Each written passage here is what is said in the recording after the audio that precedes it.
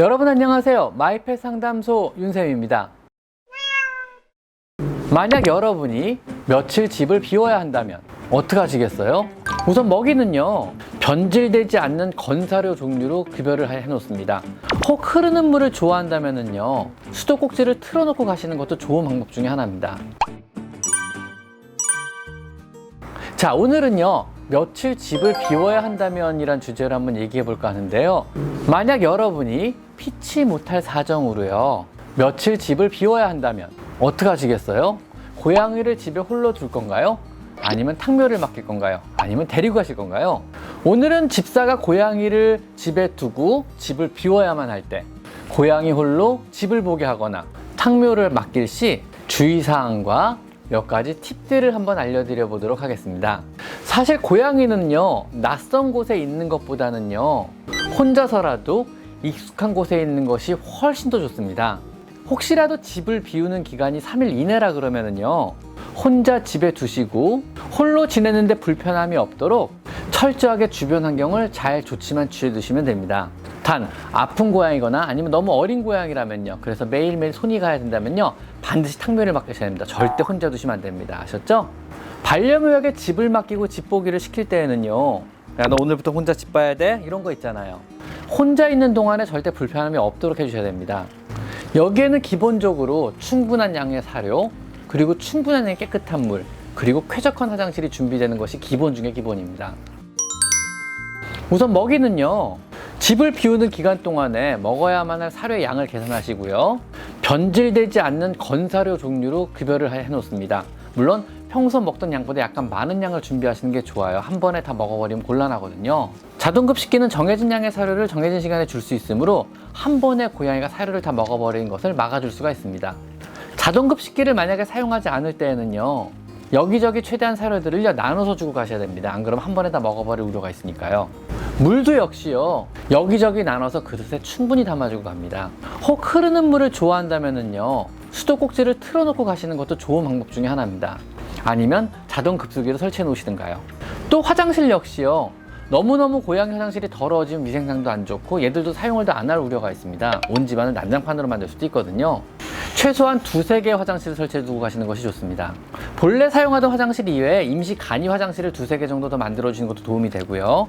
고양이용 일회용 화장실들이 인터넷에서도 판매되고 있거든요. 그런 것들을 구비해서 사용하시는 것도 도움이 됩니다.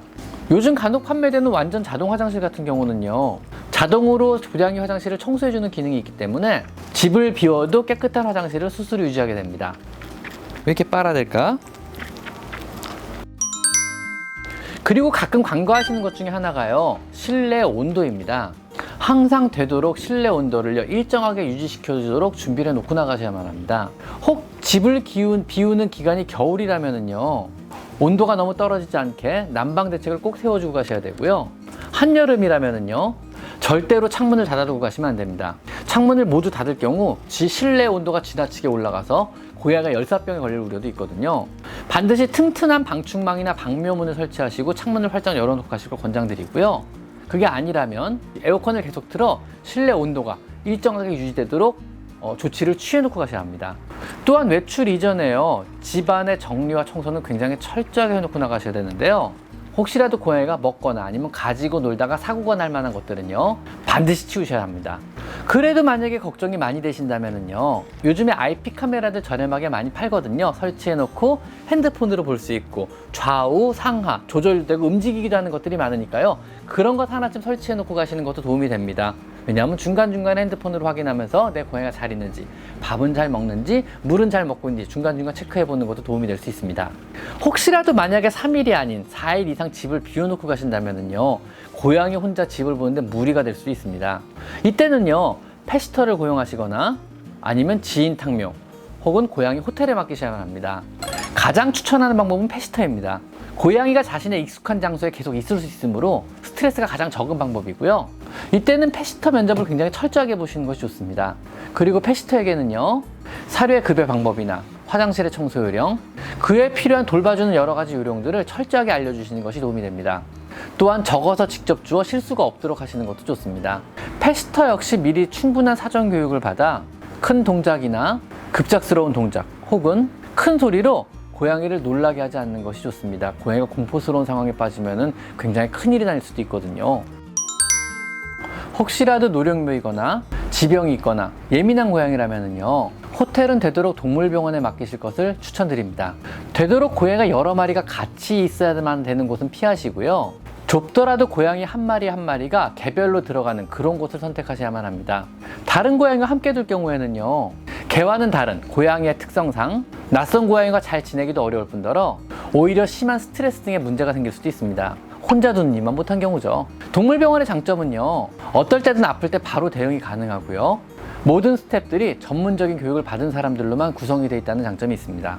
그리고 병원이든 전문 호텔이든 예방접종이 완전하게 맞춰야 되는 필수사항 중에 하나입니다. 자, 오늘은요, 고양이 혼자 집 보기와 탕묘에 대해서 한번 알아봤습니다. 자, 오늘은 여기까지 마이펫 상담소 윤쌤입니다. 감사합니다.